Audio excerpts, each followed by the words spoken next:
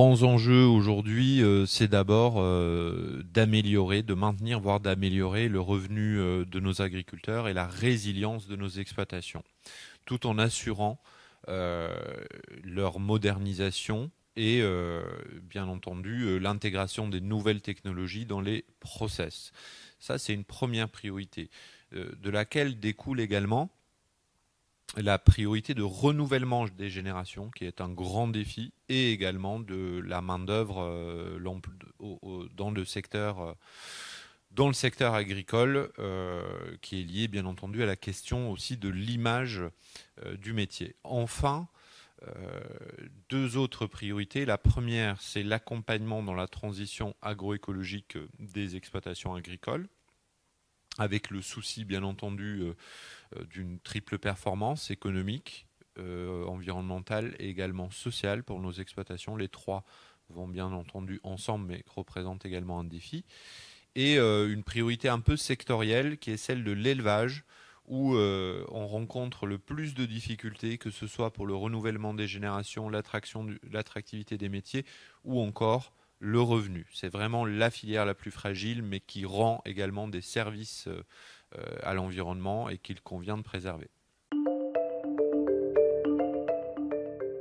Le secteur des semences a d'abord un rôle fondamental qui lui est propre, qui est celui de la production d'une des matières premières essentielles en matière de production végétale et au-delà, puisque certaines productions végétales servent également à l'alimentation animale. Donc en la matière, d'abord, il s'agit de produire des semences qui sont moins gourmandes en ressources naturelles, quelles qu'elles soient, plus résistantes face au changement climatique, et également qui apportent un rendement qui est économiquement viable pour les agriculteurs. Et j'en terminerai également par, bien sûr, des semences, dirons-nous, qui, sur le plan sanitaire, sont solides et peuvent résister aux différentes menaces en la matière.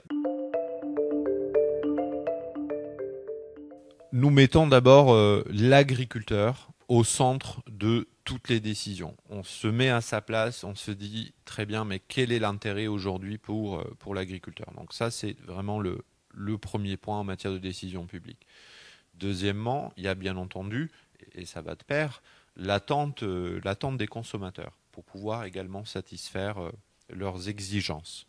Et troisièmement, je dirais bien entendu la préservation de l'environnement. Donc tout ça n'est pas dans un ordre hiérarchique, tout ça se nourrit quelque part ensemble.